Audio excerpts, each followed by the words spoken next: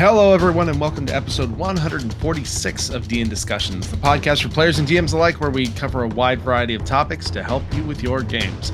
I'm your host, Ryan Reeder, and with me, as always, is my good buddy, Ben Baumhofer. How you doing tonight, Ben?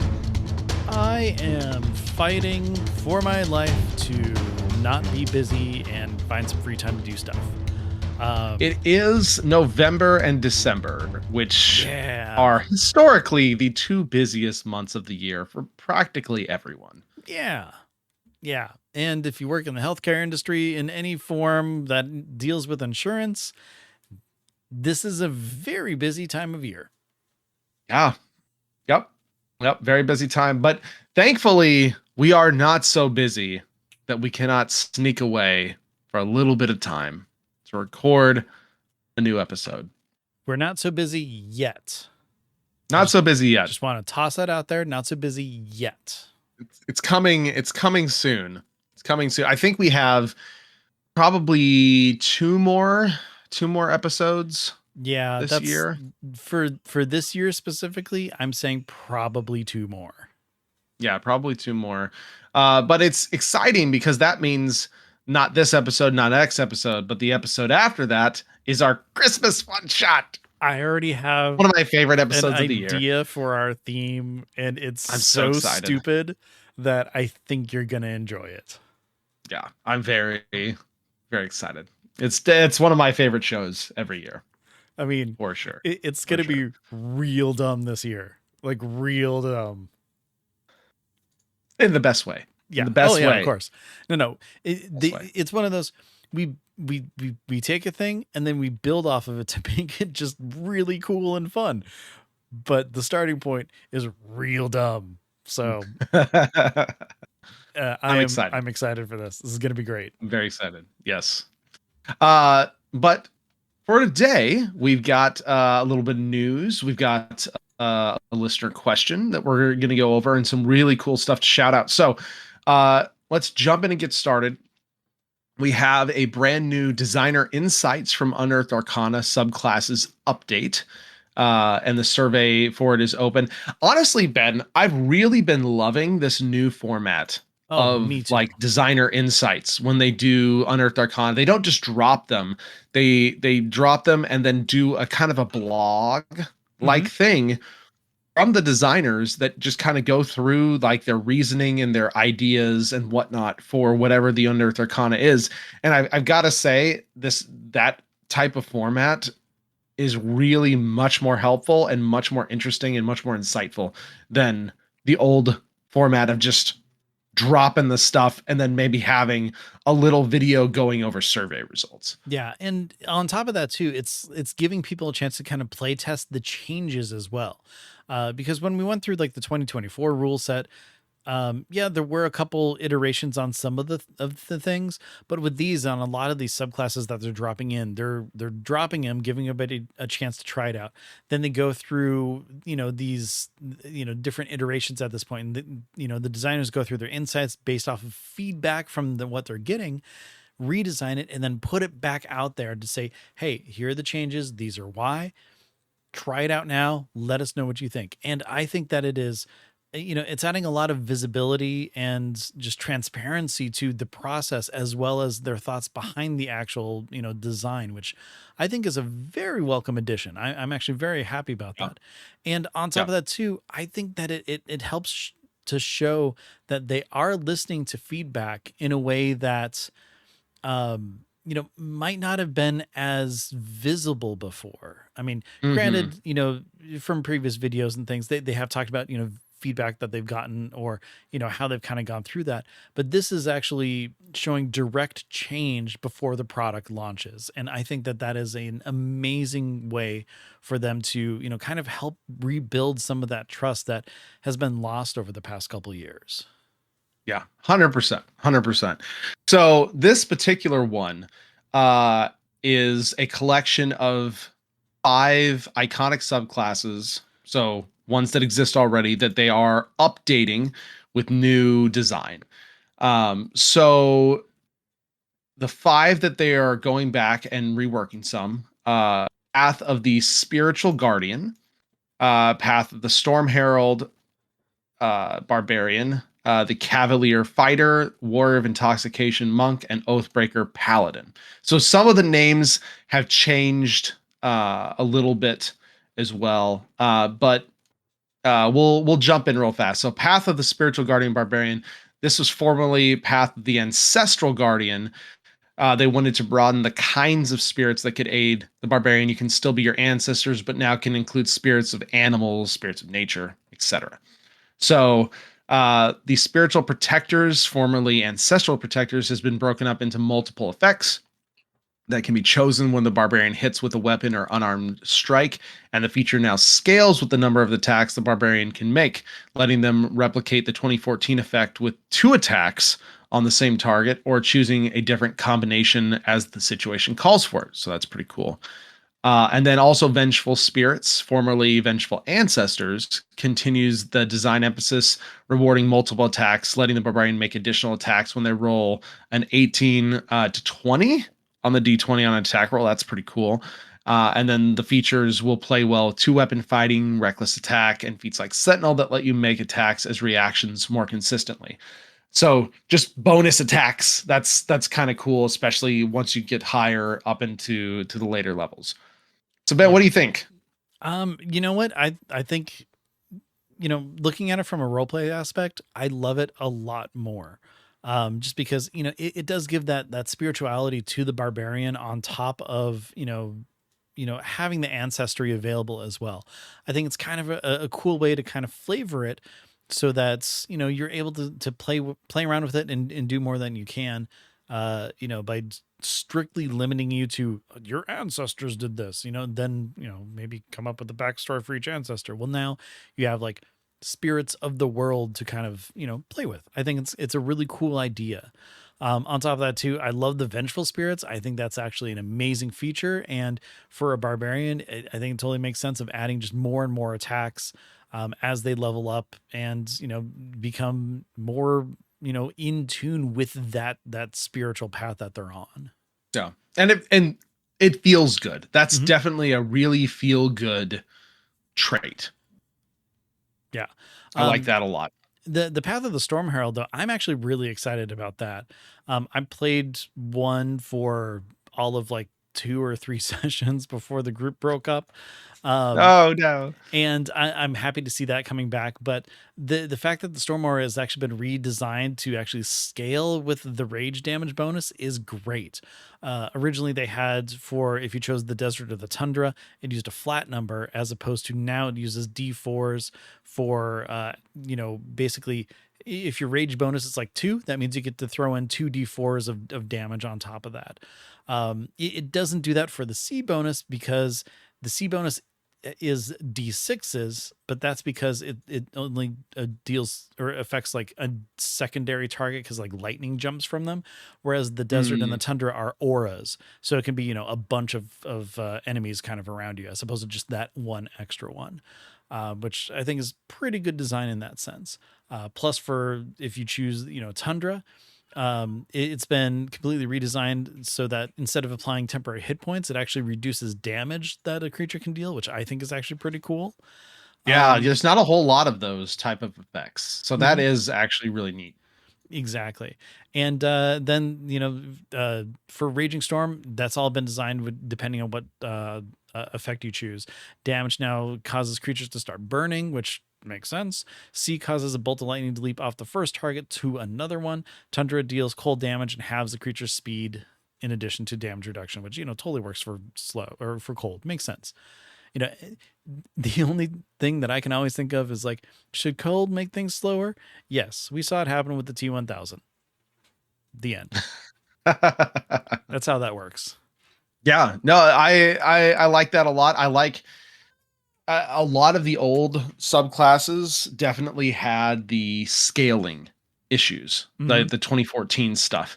So it's really good to see them come back and scale stuff better in the 2024 editions of things. So I like that sort of design a lot, and then thinking about that and rolling more dice is always fun Oh yeah, definitely. versus just flat numbers. The Cavalier Fighter has a few small changes. Unwavering Mark no longer has limited uses. Ferocious Charger has been redesigned. It now gives the fighter and its mount extra speed. And moving doesn't provoke opportunity attacks, which is always very nice and makes a lot of sense, right, for a Cavalier. In addition, during the movement, you can give a creature the prone condition just by moving next to them. Kind of, I like to think of that, the horse rearing up and people falling over, not to get hit or Mhm. whatever. So, Or even just bumping into uh, them. yeah, exactly. So definitely a few, minor quality of life Yep. tweaks The on that. the Way of Intoxication Monk. Again, I have also played the Way of the Drunken Master Monk before, which is they changed the name to fit it in with the rest of the Way of you know subclasses that the monk has. This actually is amazing that they kept a lot of the whole idea of like being fluid and elusive and being able to kind of move through and around things, giving it extra movement as well as being able to redirect attacks, which is really cool. Which, again, if you've ever seen Legend of Drunken Master, amazing movie, fun to watch because of just Jackie Chan's fluidity as a drunken master as he's going through and fighting. So, you have that to play around with.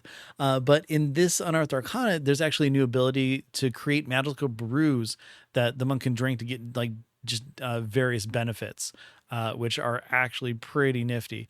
Like you can exhale toxic flames that also leave like a poison effect. You can have resistance to like psychic or radiant damage. And then also you can do the refreshing dip, which is whenever you regain hit points, you regain additional hit points equal to a roll of your martial arts die. So again, just on top of everything. And you can enhance that at later levels. You get new brews at later levels, like Drunkard's Luck, which gives you heroic inspiration if you don't already have it. So, yeah, there you go. Give yourself a luck point essentially. Yeah, So yeah, yeah, pretty cool stuff that they've kind of added to the flavor of it and everything. I'm pretty happy about that. yeah. I'm not a huge fan of the name. Yeah, no, I'm kind of with you on that. Maybe I don't like that. I'm not a huge fan of like warrior of for a mhm. monk in general. Yeah, because I Like I mean, you don't. don't think warrior. It's confusing. Like when, especially like if you when you have a fighter and a barbarian class, that it's just a kind of a confusing name. But and let's be honest, Drunken Master is the perfect name. Why would you change that? Change Yeah. it back. Like barbarian makes more sense to be warrior of, with the monk being path of. Yeah, Just our thoughts. yeah. But all the changes sound cool. Yeah. Yeah. I Don't am get me definitely wrong. The with you on changes that. sound cool. The name is dumb. I don't like the name. When you have Drunken Master, like going just Warrior of Intoxication seems like a massive downgrade to me. Warrior of drunkenness. Warrior of the drink. They're gonna have to workshop it. Yeah. Something like that. Yeah. And finally, the Oathbreaker Paladin. Like before, the Oathbreaker replaces the Paladin's original subclass. Yep. Subclass. But you can actually take it at level 3 now without replacing another subclass, which is cool. Because you just might be your story, and Yeah. it might just work for an Oathbreaker. A lot of the Oathbreaker features have been adjusted or redesigned. Conjure Undead replaces Control Undead, so it allows the Paladin to summon an undead creature. Dreadful Aspect now goes through Divine Smite. Aura of Hate enhances Aura of Protection and clarifies only undead and fiends that our allies benefit from it. And then finally, Dreadlord is a bonus action now that imbues the Paladin's Aura of Protection with each benefit broken up for readability. And similar features, Dreadlord can be recharged by expending a level 5 spell slot as well. So just again, a lot of 2024 really is just enhancement and quality of life. Yes. Like that's really all you're getting. If someone were just playing 2014, and didn't want to spend a bunch of money to get the new materials, they're just fine continuing to play with what they've got. Yeah. If there was someone coming in new, I would definitely recommend the 2024 edition because I think it does have a lot of quality of life stuff. It's got a lot of streamlining. There's a lot more we've talked about before, bonus action reaction type things that you can do. And I think it just is a little more fun and plays better, and there's more stuff for the player to do on a turn. Uh, so I would recommend that. But again, this is just for us who are playing 2024 now or converted over. These types of things bring just nice quality of life to familiar subclasses, especially ones that your players might be playing right now, that gives them the ability to, you know, enhance or upgrade to that if they so choose. Mhm. So all good stuff. Obviously, all what we went over is not the entire thing. We'll have the link in the show notes on DNDiscussions.com. You can go download the Unearthed Arcana and read through all the changes that have happened. This was just kind of a high level overview, but go check it out. And the survey is open if you want to leave feedback. Yeah. Not in our show notes. I'm just jumping in really quick because it's just something I wanted to bring up. So the Forgotten Realms books are now out. I received mine in the mail, which is great. Something that I did Literally a day or two after Yeah. we recorded. Like, we should have looked at the early access date right before we started, because it was literally like the next day or day after I got the email that's like, you got your early digital access. And I was like, well, we missed Ta-da. that button. Well, we did say it's coming soon in that episode, and it was very soon. But no, one thing I wanted to say on the physical books specifically, I love the fact that they added on the very bottom for the Heroes of Faerun player expansion, and then for the Adventures in Faerun Dungeon Master expansion, kind of helping people again who are, you know, potentially new to, you know, expansion type stuff, on what would be more, you know, beneficial for them. So, you know, the Heroes has like the subclasses and you know, all that, you know, extra jazz and cool stuff. You know, it's focused more towards the players, whereas the Adventures one is, you know, more about the setting, you know, different quests, things like that, and it's focused as Dungeon Master expansion. I just think that that is a cool new touch that they're adding to it, and I hope they continue because, again, I think it's just very helpful going forward.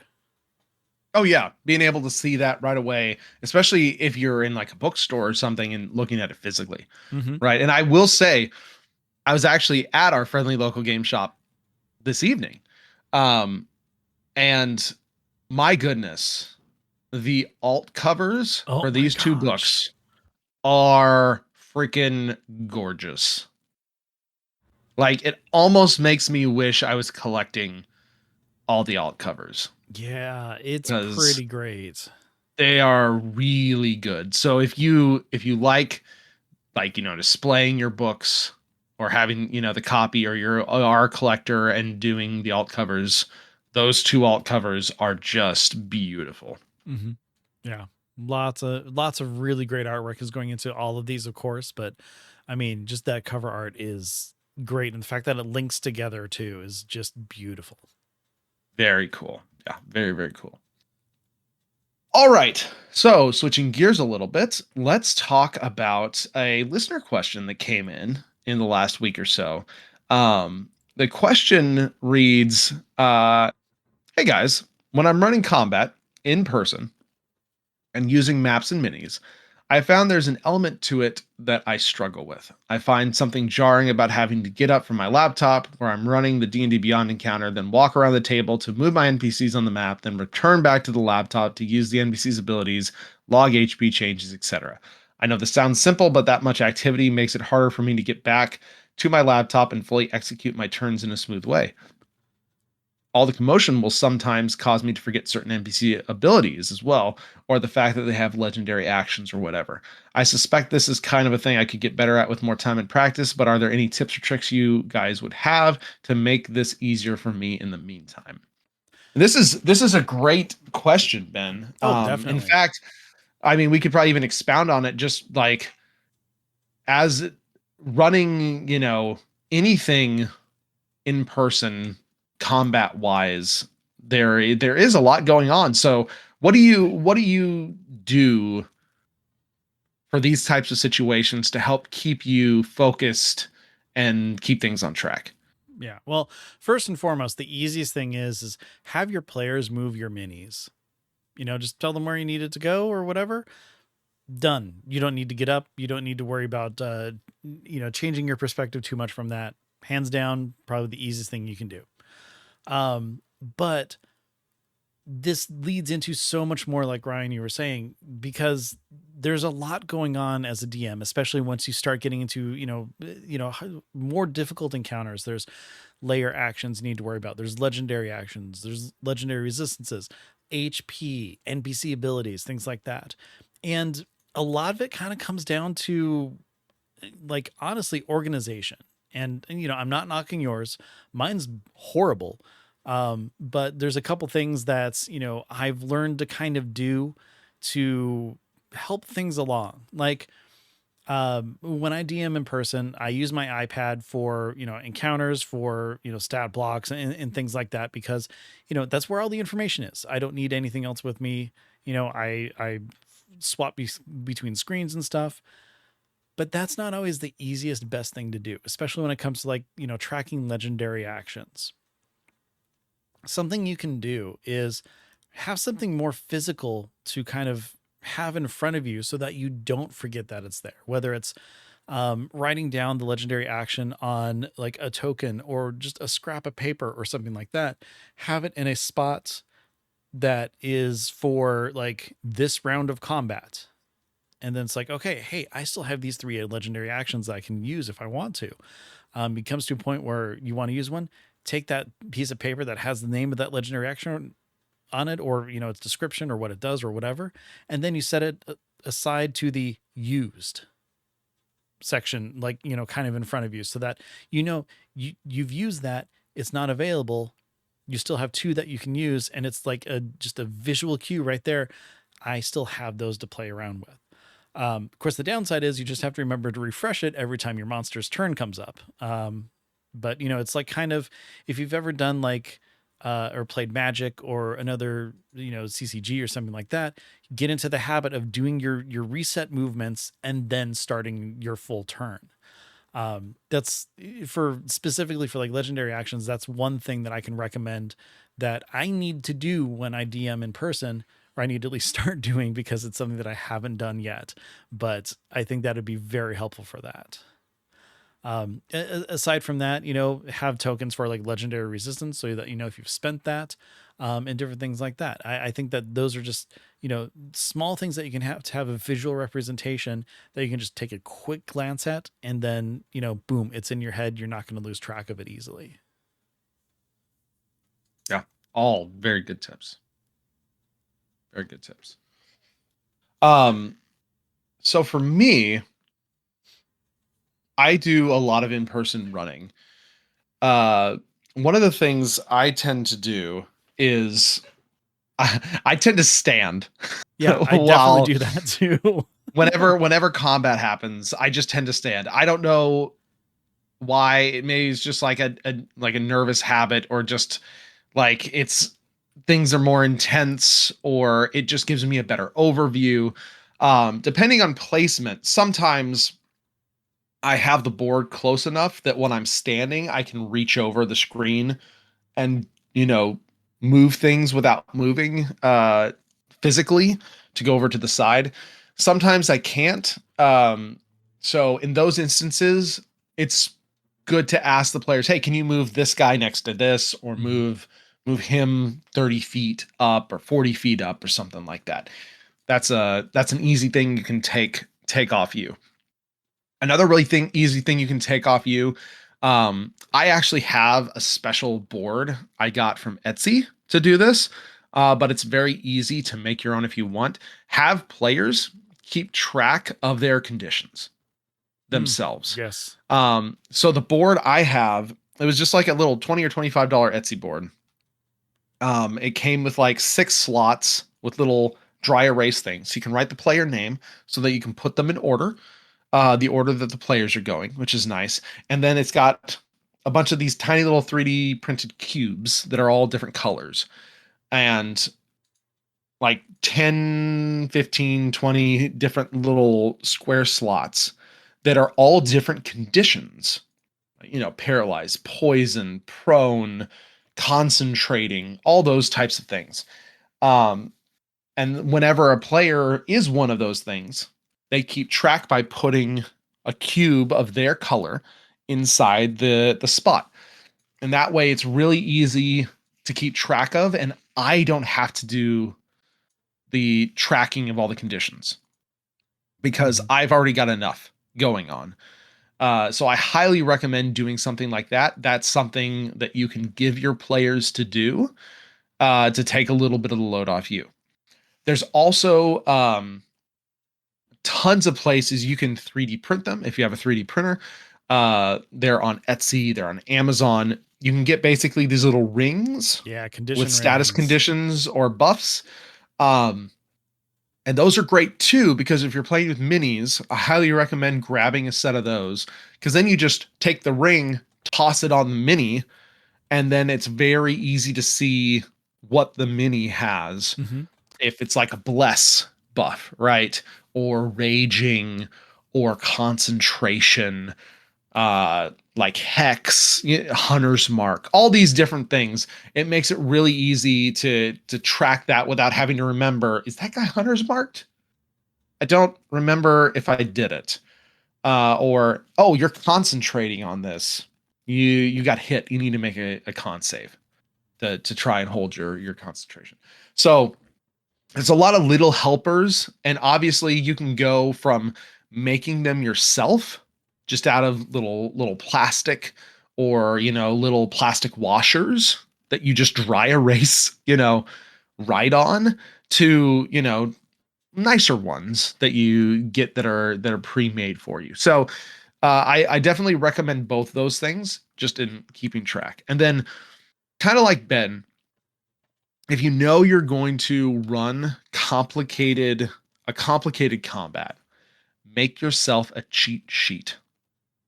Actions are easy because you're always going to look at the actions for a monster or a mob or something like that to do them. Bonus actions, reactions, legendary actions, those are the harder ones to remember as you're going through. Mhm. Make yourself a cheat sheet of the bonus actions, reactions, and legendary actions. Just of the characters. Keep it in front of you, right next to the computer, taped up to your or pinned up to your DM screen, somewhere where it's easily in view so you can do quick glances without having to jump between stat blocks. Because more than likely, most creatures won't have more than one or two bonus actions or one or two reactions. So we're talking probably for most combats half a sheet at most, right? Mhm. Of these things. But that is just really easy to have up so that you can remember to do your cool stuff. You can remember to do the reactions. If it's a spellcaster, again, have those reaction and bonus action spells easily applicable because the action stuff, you're always going to look at the thing. It's the off turn. Highlight them in yellow, highlight them in red, pick a color, right? Green is your reactions. Yellow is your bonus action, or whatever system you want to do. But that way they stand out on that piece of paper that's close to you, so that you can see it whenever and don't miss your guys doing your cool stuff. Yeah, and you know So what? that's one of the biggest things. I'm just going to tack onto that resistances as well, or like immunities as well. Those basically the CR for a monster is mixed. It's not only just like, AC and hit points. It has to do with resistances. It has to do with, the types of abilities it has and things like that. I am horrible about remembering resistances. I'm also very horrible about remembering things like, different types of movements, if it can move fast or slow, if it has like a tremor sense or a blind sense or something like that. So anything that is just kind of like, really weird and out of the ordinary, add that to that highlight, make sure that you really have an idea of kind of what's going on with it and what's known with it. Um, Kind of going back a little bit to the board that you were talking about, make sure that the players themselves are responsible for their any status effect, any advantage or disadvantage that they impose or something like that. Have them remember to call it out so that it's remembered. That way it takes something off of your plate and they're responsible for the actions that they make. It's the best way that you can, work with it that way. You know, nobody is to blame except for the person who should be tracking it, which is the person who made that effect happen. And then one other thing too, when logging HP changes, like if you're not using, like a Roll20 or D&D Beyond or something like that, where you can, like type in like 15, then click the damage button, then it automatically subtracts the damage. One thing that I found a lot easier to do is just, like write the monster's name on a paper in front of you, and then write down how much damage it takes, and then add the next bit of damage, then add the next bit of damage over that. For some reason, addition is way easier in my mind than subtraction, like on the fly. Yeah, that's a good one. Yeah. And you just, once you break that damage threshold that it has, or, it's a good time for it to die. That's when the monster dies, as opposed to just really trying to quickly do, subtraction in your head all the time. It's, just one of those little things that, kind of helps keep things go faster, That's great grammar too. Yep. So that, you can, have the flow of combat going on, what's going on. And it's a lot easier to be all like, oh, well, he's taken 25 damage. He takes another 47. I know that's not enough to get to 100 yet, as opposed to, okay, I have to subtract this much, and then there's this much left, I think. Let's see, carry the one. And yeah, it's just, in my mind, goes faster. Of course, there are going to be people out there who subtract way faster than they do with, add. But for me, it's just one way to just keep things flowing. It's one less thing to worry too much about. And, or, be one of those DMs that's, just kind of feels, okay, it's had enough damage. The downside to that is that you can't really reliably use bloody, which is definitely come back as a cool conditional thing where abilities and stuff are kind of, tied to it. So, make sure you look at the abilities that your characters or your player characters have, as well as your monsters have, to see if that's something you need to actually, really focus on, or if you can just play loosey goosey. Yeah. Oh, again, great ideas. There's a lot of ways you can do things to speed things up. I was just looking, I was slightly distracted. I was looking through our Discord. Someone had suggested as well, which I think is really good. Get just a cheapy little laser pointer, just a little red dot one. Because then it makes it really easy, especially if you're standing up, to just say, move this guy, point at laser pointer, to this spot, point with laser pointer. For your players to easily move exactly where you're wanting, versus say, move them at 35. No, not that square. No, the one to the left. No, one back. There you go. Yeah. When you can just be like, that guy goes there. So, those little red dot laser pointers, super cheap. Super cheap. You can get them for like $5 at many places. Especially you pet probably stores. get. Yeah, I mean, you can probably. I'm sure you could find them at like Dollar Tree or Family Dollar at this point. So, very cheap, very useful tool for that, getting a little more precision if you're having other people move your minis too. If your players are literally cats, though, you might have a problem. The end. You're right. Anyways. Or if you have cats that are hanging around anywhere near your board, you might have a final boss fight coming in real quick. Yeah, exactly. And last but not least, for me at least anyways, for like effects and things like that, especially ones that kind of stay, you know what? if you're able to, use a whiteboard. It doesn't have to be super, special fancy 3D terrain or anything. Yeah, not You, at all. you can use a whiteboard. Just draw a circle. Hey, this is where the arms of Hadar or whatever is up. So anyone in there, that's where that's happening. If you have access to a 3D printer, you can always make like templates for this is the size of this spell. This is the size of this spell. You can have that. I know that there are some official like templates of rings and different things that you can get as well. I have some which are, I mean, they look really nice, but I don't play in person all that much anymore, so I don't get a lot of use.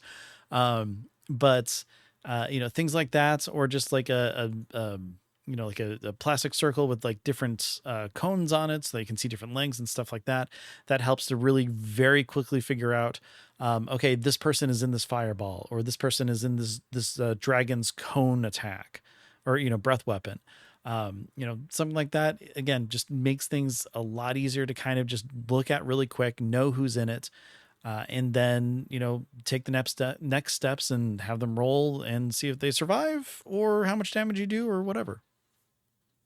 Yeah, that's a great thing. I think we've talked about this a little bit before, but just straight up like roll out mat, dry erase allows you to do some like spell effect type stuff or keep track of things on the board itself, which can be extremely helpful. Some of the things I've shouted out before, like the book of battle maps, or the book of battle mats. There's several of those. Those are all really cool, very nice looking 2D maps that have all the terrain and stuff kind of built into them, but they're dry erase as well if you need to draw or add in anything, or anything like that. I've definitely used, just like they're playing, here's a big map of stone floor. Yep. And then I've dry erase drawn in, here's all the stuff. But it's a little cooler than just a straight up white one or a straight up tan beige one, because it gives it a little more feel to where the location is. So there's a lot of that type of stuff that you can get very easily. There's also a few for DMs who are traveling or going to other people's houses or your game store or something.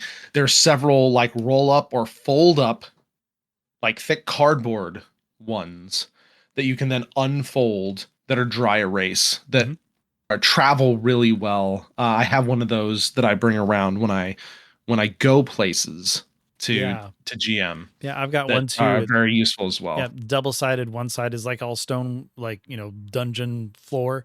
The other side is like foresty and stuff. So yeah, a lot of those out there. And then just kind of going back to spell templates, like you can just get cardstock and cut out the shapes and stuff that you need to, very cheap alternative. A lot of it is very easy to make homemade, because Exactly. you have your measurement of, an inch is 5 foot, an inch square is 5 feet. So it's very easy to then take that measurement and turn it into a cone or a circle or a cube, etc. Yeah. And if you have a protractor, a compass, and a ruler, you are set. In fact, if you have a protractor, you have a ruler, so you're totally all set. Yeah, lots of different ways. What about you guys? Do you have any other tips for this type of thing that we didn't mention? We'd love to hear. Shoot us a message on Blue Sky, shoot us an email, hop in the Discord, and join in the conversation. We'd love to hear about it. But thank you so much for the question. It's a very good one, and one that I think all DMs and GMs can relate to at some level. Yes, definitely. All right. So moving on, we wanted to shout out a few quick things. First being, we love our Ginny D videos around here. And she has another really good one with Deborah Ann Wool, who we've talked about several times before, called How Deborah Ann Wool Makes D&D So Immersive. It's a very good video. It's only like 16 minutes or so. Highly recommend that you check it out. Deborah Ann Wool is an incredibly good storyteller GM, and she really all of her stuff I've watched, and I really loved her series Relics and Rarities on Geek and Sundry. And if you haven't watched that before, I highly recommend. She mixes, and it's something she's doing with Tales from Wood Creek as well, mixing like physical props and such with the game, just to make it more immersive. But that it seems to be her real big brand of storytelling is immersion, right? So if you're looking for tips on how to make your sessions more immersive, it's a very good video to watch, and I would highly recommend it. Yeah, definitely. Um, it's one of those things where with a lot of actual plays out there, you have a lot of different examples of, how you can DM, how you can involve your players, how you can do things. And if I had the ability and space and time, I would try to be Deborah Ann Wall as a DM because she is absolutely amazing and all the creativity that she's able to pour into everything. And also how she just drives a story and, makes things just feel like very relevant, very needed, very fast. And the way that she immerses her players is just showcased very well in this video. Um, Her speaking with Ginny D about it is, probably I would say one of the best videos that we've recommended so far on this show. Yeah. Definitely one of the best. Yeah, very good. And then speaking of Tales from Wood Creek, we mentioned that that was coming. It's here.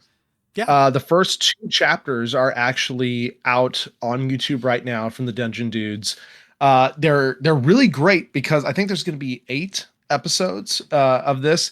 They're only about an hour each. Very, very easily digestible. Not super long. We're not talking like a Critical Role 4 to 5 hour episode. These are very, very watchable in smaller periods, shorter periods of time. So it's really good. I need to watch the second episode, but it's incredibly cool the way it's like mixing D&D with like an escape room. Yeah. It's kind of like a little bit reality show, very different from most anything I've seen before. Highly recommend checking it out. The team over there has done an amazing job of bringing this together. Yep. Yep. Definitely. If you watched Relics and Rarities before, this is a lot more of that and more so. It's like the evolution of it. Yeah, exactly. Yeah, it's like the evolution of Relics and Rarities. But she did a fantastic job. So definitely check that one out. Also on the docket, we've got a few cool shout outs that you can go spend your hard-earned dollars on if you so choose.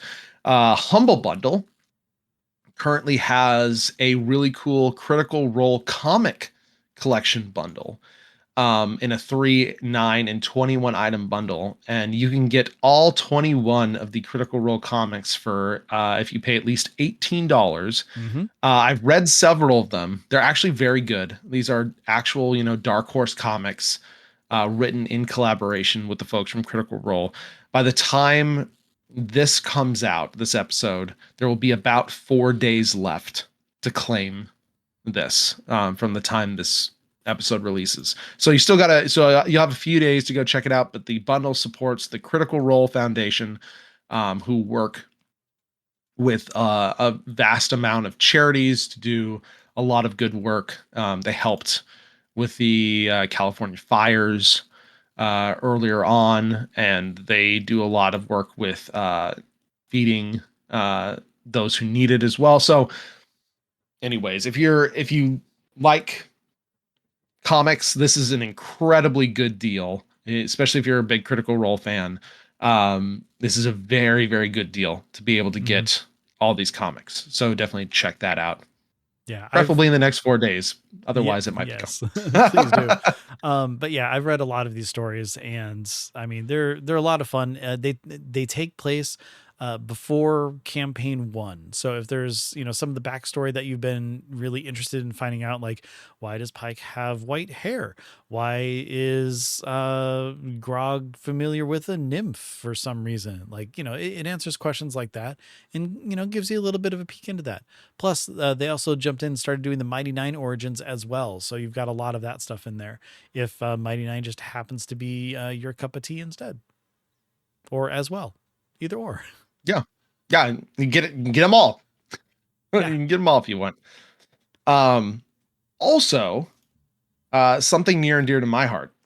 Uh, I've talked before about the Home of Mystical Tattoos. This is a series that has put out 2 books that are specifically focused on magical tattoos. I love the concept. I've been a big fan, especially ever since D&D integrated them as official. They have their own official magical tattoos. This takes that and dials it up to like 15. There's tons of them. The artwork in the first 2 books is just absolutely gorgeous because they have like the body outlines and then the actual drawing of what the tattoo Oh, looks nice. like on the different parts of the body. It's super super cool. They also have, I believe, two or three full classes they have made along with multiple subclasses with the surrounding the and using the tattoos and the mechanics therein. Well, right now, they just a few days ago launched their Tome of Mystical Tattoos 3 book. So this is kind of the end of the trilogy. But they're pouring all their cool ideas into it. It's going to come with, 100 plus more tattoos. It's going to have new subclasses for their brand new classes, the tattooist and the marked. So new subclasses for them. Shopkeepers, inks, different types of inks that you can use for your tattoos. So very, very cool concept. If you use magical tattoos in your world or they're available to players, highly recommend. They have tons of tattoos all the way from common all the way to the legendary, the artifact level of tattoos that might cover your entire body, right? So really really cool stuff. I love them. I've gotten the first 2 books and I've used several of them in my games before. So there's about, from the recording of this episode, there's about 22 days left to back this specific book. So highly recommend if that sounds like your cup of tea. It is pretty cool, and the artwork is gorgeous. It's gorgeous. Yes. Like I will throw their that in there. artists are incredible. Yeah, absolutely incredible. Yep. There's so much support for this too. They're at about 10 times what their goal was. So, it's good stuff. Yeah. Yeah, and they've still got a while to go. They've been unlocking several stretch goals. They're unlocked some new subclasses and stuff. They're actually even going to have some battle maps as well. Those are coming up too. So, yeah, I'm very excited for this one to drop. Nice. All right. With that, that wraps up pretty much most of the main content from our episode. But of course, right before we go, we always talk a little bit about what we've been doing in our own games. So, Ben, have you played since we've last been together? No. That's it. No. It's just a shame. It is. It's a very long break since the last time. We had a lot of real life stuff coming up from multiple people in our group. So November, luckily, December. yep. Luckily, we're getting back together this Saturday, and we're gonna have a Excellent. bit of a longer session. So I Excellent. am looking forward to running it. And wow, I've had a lot of time to think about stuff and to Good. plan things. So I'm looking forward to it. That's all I can say. Excellent. Glad to hear it. Yeah. How about you? You kind of left off on some pretty interesting stuff going on. Yeah, some pretty heavy stuff. We did meet again. Um, And we basically jumped right in to the aftermath of one of our players getting kidnapped, taken, essentially. Um, and so we actually ended up playing out the escape of the rest of the characters from the facility they were in. And it was really interesting to see. I'm so dang proud of my players who just knocked it out of the park, like role play wise. Uh Trying to escape in the midst of their characters just having so many emotions about what just happened. Oh yeah. Uh and even in like the still life-threatening situation of trying to get away. So that was really cool. I ended up then doing a little vignette with the player who was captured. It wasn't there wasn't any back and forth. It was just, uh their character hanging in chains, seeing some of the captors talking and knowing that torture and interrogation were coming. Ooh. So really, yeah, rough, really rough stuff. Um, we ended up on the way back, the characters just kind of finding their way, ended up running into another character who was beating up constabulary officers. Um, and they ended up like picking her up and taking her back with them, which is the character that my player may or may not temporarily be playing for Mhm. the time being. That we worked on creating and integrating into the world. The players did a really good job of kind of pulling the player in, but also being still emotionally distant Good. because all the circumstances that have happened. Overall, I'm just so proud of my players. They did an amazing job.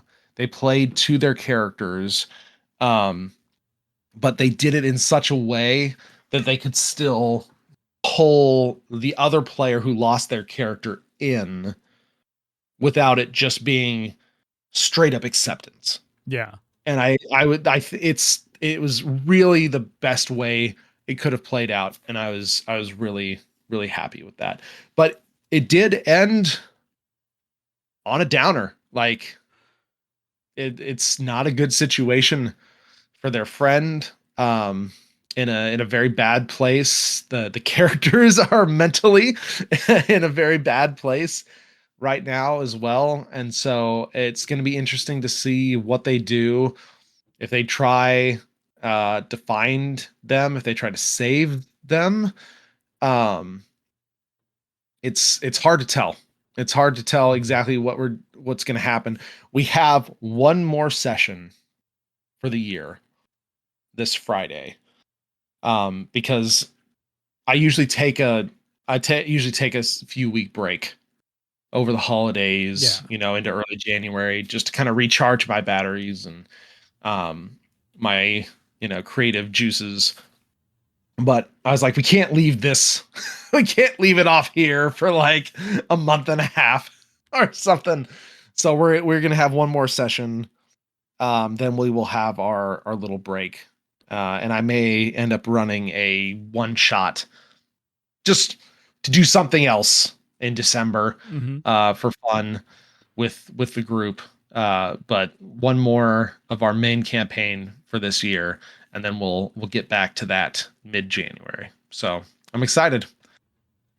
Sometimes sucky things happen, and it can change how characters feel and act. And I'm excited really to see where it goes.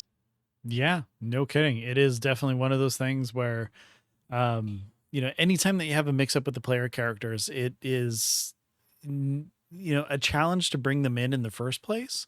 So, good job to your players for, still being able to RP that whole thing, but accepting the player in, knowing that, you don't get to play with your friend if you don't accept them in some capacity, in the very Exactly. least. But I mean, big shakeups and stuff can happen. And, who knows what the future holds for everybody. It's a really interesting look on what's going on. Yeah, it's definitely a situation that hasn't happened in any of my campaigns before, to this extent. So, and this level of danger. So, yeah, I'm interested to see how it plays out. Me too. But that is to come. But until then, we will bid you all adieu for this episode. Of course, before we go, Ben, why don't you tell everyone where we can be reached? Of course. Um, if you want to tell us about some of your really cool tips and tricks, or, share about your campaign, or have questions overall, the best place to go is just to our Discord, which you can find a link to on dndiscussions.com. On our Discord, we've got a great community, a lot of people there. We share memes, talk about our games. People have questions, ask for advice. It's a real great place to go. Definitely check it out. Look for that link on dndiscussions.com. But here's the cool thing. On dndiscussions.com, you can also find links to all of our Blue Sky accounts. So if you want to follow us there, that's a great place to find those links. It's on Blue Sky. We are at D Discussions for the show. Ryan is at TBKZord, and I am at Ben Bumhofer. Now, if for some reason you don't want to, talk to us or reach out in like a public forum or any sort of way like that, you want to stay private, which is perfectly fine too. We have no problem with that. In fact, we have an email address specifically for that. So if you want to write us an email to dndiscussions@gmail.com, we are there to listen to you, answer questions, and, possibly bring up, any questions that you have on the show with your permission, of course, so that we can, kind of go over it and share your experiences or questions and, help you as well as anybody else who's listening out. Aside from that, though, I am on an actual play podcast called Plus 5 to Hit. That is going strong. We just had, I think, episode 10 release. And we recorded another one and lost a whole big chunk of the recording. So that's going to be hey, this also happened. And then we're going to pick up with the next episode, because, you can't re-record the stuff that you did in the game. No, That's just how that goes. sucks. Yeah, That just sucks. So it's a bummer that it happened, but we know for the future we need to actually have me do a backup recording just in case. So we're doing that. But check out Plus 5 to Hit. It's where I play I have a lot of fun playing a barbarian. It's the first time I've really done a melee character overall. So I'm having fun. So check that out there.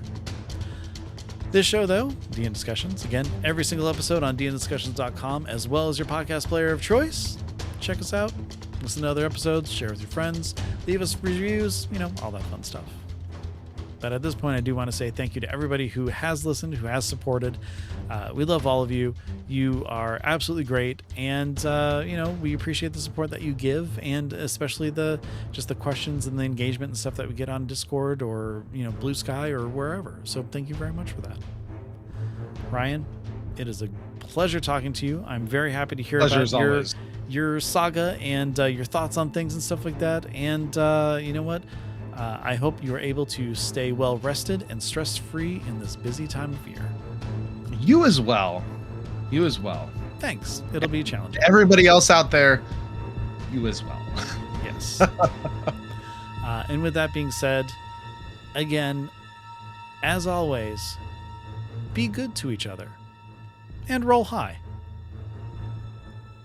Take care, and we'll see you soon.